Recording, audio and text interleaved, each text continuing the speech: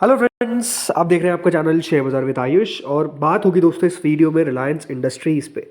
दोस्तों आज के दिन कह सकते हैं रिलायंस इंडस्ट्रीज़ में काफ़ी बड़ी गिरावट हमको देखने को मिली।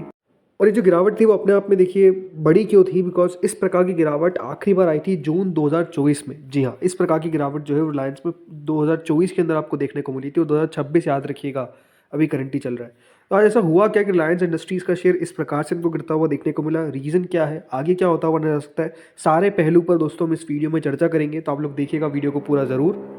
लेकिन इससे पहले अगर आपने दोस्तों चैनल को पहली बार विजिट किया है और अभी तक सब्सक्राइब नहीं किया तो आपको ये कहूँगा सबसे पहले आप लोग ज़रूर चैनल को सब्सक्राइब कर लीजिएगा। दोस्तों आज अब देखिए हुआ क्या, रिलायंस इंडस्ट्रीज़ का शेयर लगभग 4.39% गिरता हुआ देखने को मिला।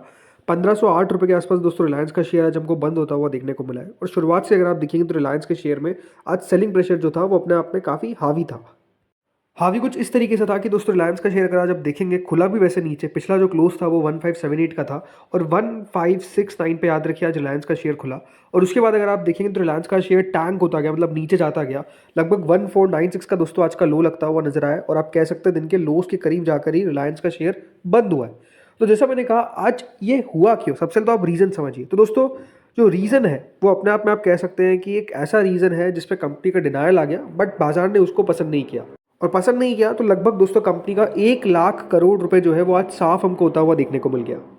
दोस्तों हुआ क्या कि ब्लूमबर्ग की एक रिपोर्ट आती है जिसमें ब्लूमबर्ग ये क्लेम करता है कि 3 वेसल्स रशिया से आ रहे हैं जो रशिया का क्रूड ऑयल बेसिकली कैरी कर रहे हैं और वो दोस्तों जामनगर में आए हैं ताकि वो रिफाइन हो सके। ये जैसे ही दोस्तों खबर निकल कर आई अपने आप में आप देखिए रिलायंस ने ज़्यादा देर नहीं लगाई और इस रिपोर्ट को बता दिया कि ये बिल्कुल गलत रिपोर्ट है, ब्लेटेंटली अनट्रू रिपोर्ट है जो बेसिकली यहाँ पर क्लेम कर रहा है कौन, ब्लूमबर्ग। यानी आप समझिए कि एक रिपोर्ट आती है जिसमें बताया जाता है कि रशियन क्रूड ऑयल जो है वो 3 वेसल्स के साथ आता हुआ देखने को मिल रहा है और इस खबर का दोस्तों खंडन जो है वो रिलायंस हाथों हाथ कर देता है। बट जैसा मैंने कहा इस खबर का जो खंडन है यानी जो डिनायल है वो ज़रूर कंपनी ने कर दिया, बट बाजार को पसंद नहीं आया।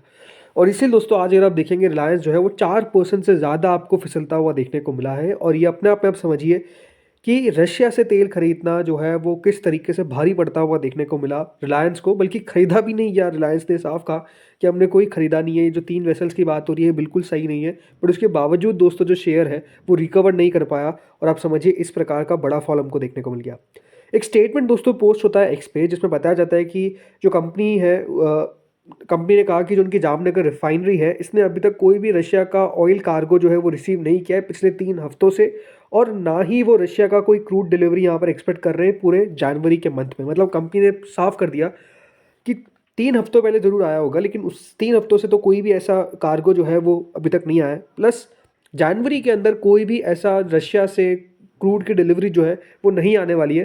रिलायंस ने ये कहा कि वो इस जो भी हुई रिपोर्टिंग से काफ़ी ज़्यादा पेन में है और उन्होंने डिनायल किया। उन्होंने कहा कि that its denial was ignored leading to the publication of what is described as an innocent report that tarnished its image. मतलब उनकी इमेज को धक्का पहुंचा है, इमेज को ख़राब करने की जो कोशिश है वो बेसिकली करी गई है। ये दोस्तों साफ साफ उनके द्वारा कहा गया। सी अपने आप में ऐसा क्यों हुआ कि बाजार ने इस प्रकार से रिएक्शन दिया, ये बात ध्यान रखिए। भारत में 2 प्राइवेट सेक्टर रिफाइनरीज है और 2 में कौन है, एक रिलायंस है, एक है दोस्तों नायरा एनर्जी, राइट। और ये बात ध्यान रखिए लार्जेस्ट इंपोर्टर थे रशियन ऑयल के, जो भारत में रशिया का तेल आता था उसका सबसे बड़ा इंपोर्टर दोस्तों ये था नायरा। याद रखिएगा सिग्निफिकेंट इनकी ओनरशिप है रशिया की रोजवेल्ट में, सॉरी रोजनेफ्ट में, राइट। उनके पास काफ़ी सिग्निफिकेंट है। और क्योंकि उसके बाद हुआ क्या कि जो सैंक्शन है वो लग गया था, यूरोपियन यूनियन ने लगा दिया था और यूके ने लगा दिया था, तो फिर याद रखिएगा आगे वो चल नहीं पाया। इसलिए अगर आप देखेंगे तो कंपनी ने अपना जो रशियन ऑयल इंपोर्ट है वो काफ़ी कम किया। और अब आप समझ ही सकते हैं कि जिस तरीके से दोस्तों भारत में पूरा ये जो टैरिफ वॉर झेलना पड़ रहा है, याद रखिए हो सकता है काफ़ी लोग भूल गए हो लेकिन अभी भी दोस्तों भारत पर टैरिफ कितना है, टैरिफ है 50%। और ये 50% क्यों है, क्योंकि 25% जो एक्स्ट्रा हम पे टैरिफ लगता हुआ नजर आया है वो इसके कारण है क्योंकि हमने रशिया का तेल खरीदा है। आपको बताइए कि अभी ट्रंप किस तरीके से दोस्तों ओवरऑल एक बुली बन चुका है, राइट। आप कह सकते हैं कि देखिए जिस तरीके से अभी अमेरिका काम करता हुआ नजर आ रहा है, विश्व गुरु हम तो नहीं है लेकिन ज़रूर दोस्तों अमेरिका है, ये सबको पता चल गया है। बोलिए विश्व गुरु आप बोलिए, विश्व का गुंडा बोलिए, जिस तरीके से देखिए अमेरिका अभी काम करता हुआ नजर आ रहा है, ये अपने आप में कह सकते हैं कि हर देश के लिए अभी एक ऐसी स्थिति हो चुकी है कि वो करे तो करे क्या, राइट। और तेल को लेकर तो आप समझ सकते हैं, और आप समझ सकते हैं कि ऑयल को लेकर तो ऑलरेडी देखिए ट्रम्प कितना नाराज चल रहे हैं। तो कल दोस्तों ट्रंप का एक और चेतावनी आ गई थी, जिसमें ट्रंप ने कहा कि मैं भारत पे और टैरिफ बढ़ा दूंगा। और टैरिफ बढ़ा दूंगा क्यों? क्योंकि वो रशिया का तेल अगर खरीदना बंद नहीं करते हैं तो टैरिफ जो है वो उन पे और बढ़ जाएगा। तो आप समझ सकते हैं कि किस प्रकार से। और ज़रूर ये भी कहा कि मोदी एक अच्छे आदमी है, एक अच्छे प्राइम मिनिस्टर है, लेकिन उन्होंने ये भी कहा कि वो मुझे खुश करने की कोशिश कर रहे हैं। जी हाँ, ये भी याद रखिएगा, जो क्लेम है वो उनका आता हुआ नज़र आ गया। तो आप समझिए कि जो भी स्थिति चल रही है, जिस तरीके से वर्ल्ड ऑर्डर इन्होंने पूरा बिगाड़ रखा है, आप समझ सकते हैं कि एक देश के राष्ट्रपति को उठा के लेकर लेकर आ जाते हैं और देशों को धमकी देते हैं, राइट।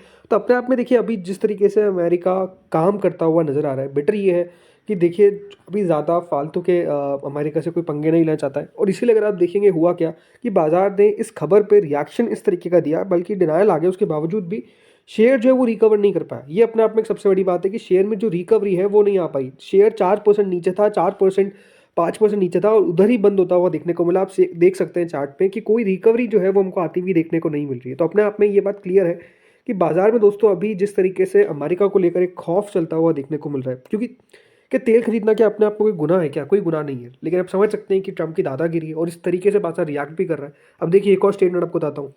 जो अ, एक सेनेटर है यूएस के, उनका एक क्लेम आ गया, उन्होंने कहा, वो भी ट्रंप के साथ थे, जिसमें उन्होंने कहा कि इंडिया के जो एनवॉय है, मतलब इंडिया के जो एम्बेसडर हैं, उन्होंने ये अर्ज किया है कि वो टैरिफ पे रिलीफ दे। और इसीलिए वो लगातार कोशिश कर रहा है भारत, और भारत के एम्बेसडर कोशिश कर रहे हैं कि हम रशिया से तेल नहीं खरीद रहे, इसलिए आप टैरिफ को कम करिए। ये आप समझिए, ये सारी बातें जो है वो कभी भी कोई ओपन प्लेटफॉर्म पर नहीं बोली जाती है, बट बोली जा रही है ताकि एक तो ह्यूमिलिएशन कर सके, राइट, दूसरे देश का, कि किस तरीके से हम ऊपर हैं, बाकी सब देश हमारे नीचे हैं, राइट, हमारी किस तरीके से चलती है। बट बात यही है कि दोस्तों जो अभी इंडिया के साथ एक बड़ी प्रॉब्लम है, राइट, हमारे साथ एक बड़ी प्रॉब्लम है, वो क्या है? वो है टैरिफ। हम सब लगातार कोशिश कर रहे हैं कि ट्रेड डील होती हुई नजर आएगी, अब ट्रेड डील होती हुई नजर आएगी, बट वो ट्रेड डील भी अपने आप में गायब है। तो जब तक दोस्तों एक ट्रेड डील जो है वो अमेरिका के साथ हमारे साथ नहीं हो पाती है, तब तक देखिए एक प्रॉब्लम रहेगी। वो प्रॉब्लम क्या है? वो ये है कि देखिए कुछ ना कुछ खबरें आएगी जो थोड़ा सा नेगेटिव हमारे लिए रहती हुई नजर आएगी। दूसरी बात, आप लगातार देख रहे हैं कि एफ भी हमारे बाजार में नहीं आ पा रहे। रीज़न बीइंग कि एफ को भी एक क्लैरिटी चाहिए, कि क्लैरिटी हो अमेरिका के साथ स्पेसिफिकली सबसे ज़्यादा, बट वो क्लैरिटी भी नहीं मिल पा रही। तो आई थिंक वो एक सबसे बड़ा अभी इशू बना हुआ है। इसलिए आप समझ सकते हैं कि कोई भी यूएस से रिलेटेड न्यूज़ आती है ना, तो उस पर रिएक्शन अपने आप में बहुत ब्रूटल आता है। अब ये बात ध्यान रखिए, रिलायंस इंडस्ट्री बाजार का दिग्गज शेयर है, और अगर एक दिग्गज शेयर इतना ज़्यादा आपको गिरता हुआ देखने को मिलेगा, तो अपने आप में आप समझिए समस्या है, अपने आप में प्रॉब्लम है। बिकॉज रिलायंस का 5% गिरना, ये बाजार को भी याद रखिएगा नीचे खींचता हुआ नजर आया, राइट। अगर आज रिलायंस इतना नहीं करता तो हो सकता है कि मार्केट्स में आपको गिरावट देखने को मिलती, बट ज़्यादा बड़ी गिरावट देखने को नहीं मिलती। निफ्टी आज करीबन बंद होते होते 80-90 पॉइंट जो है वो बेसिकली दोस्तों हमको नीचे बंद होता हुआ दिखा था। मतलब आई थिंक 71 पॉइंट्स नीचे बंद हुआ है। तो बात क्या है कि क्यों नीचे बंद हुआ? रीजन बीइंग क्योंकि रिलायंस दोस्तों याद रखिए 5% नीचे था। जिस तरीके का रिलायंस का वेटेज है, रिलायंस हो गया, आज यहाँ पर गिरावट थी। इसके अलावा आज HDFC बैंक भी गिरता हुआ नजर आया, कोटक भी गिरता हुआ नजर आया। तो जो बाजार के दिग्गज शेयर हैवी वेट से, अगर वहाँ पे आपको प्रेशर देखने को मिलेगा तो निफ्टी किस तरीके से ऊपर जा सकता है? तो प्रॉब्लम यही हमको देखने को मिली है। अब क्वेश्चन आता है कि क्या सर रिलायंस कल रिकवर कर सकता है? आई थिंक अगर डिनायल आ गया है तो अपने आप में हो सकता है कि आज का एक सेल ऑफ था जो अब हमको जाता हुआ देखने को मिल जाएगा। बिकॉज ओवरऑल 4-5% शेयर को गिरना था, वो गिर गया। और अगर आप देखेंगे कोई रिकवरी ऐसा आई नहीं, बट ऐसा भी नहीं है कि हमको फ्रेश लो बनता हुआ नजर आ गया फिर और जो है शेयर बस नीचे जाता गया। एक लेवल पे आने के बाद अगर आप देखेंगे तो मोटा मोटी शेयर ने कंसोलिडेट किया है या फिर उसी लेवल के आसपास हमको रहता हुआ नजर आया। तो ये बात क्लियर है कि दोस्तों मार्केट ने हो सकता है कि इस खबर को बचा लेगी और इसके आगे बढ़ती हुई नजर आएगी। बट हाँ, ये ज़रूर है कि रिलायंस पे अब ऐसी कोई खबर नहीं आनी चाहिए जिसमें वो कहे या फिर ऐसी कोई न्यूज़ नहीं आनी चाहिए, या फिर इन सब न्यूज़ एजेंसीज़ की ऐसी कोई न्यूज़ नहीं आनी चाहिए जिसमें बताया जाए कि हम कोई तेल खरीद रहे हैं रशिया से। ऐसा अभी अगर जब तक नहीं आएगी खबर तब तक बढ़िया है। खबर जैसी आएगी बाजार इसी तरीके से याद रखिएगा रिएक्शन देगा। तो दोस्तों इस वीडियो में तो इतना ही था। होपफुली आपको वीडियो बढ़िया लगा होगा। अगर अच्छा लगा तो लाइक कर देना, चैनल से पहली बार जुड़े हो सब्सक्राइब कर देना। Thank you friends watching this video.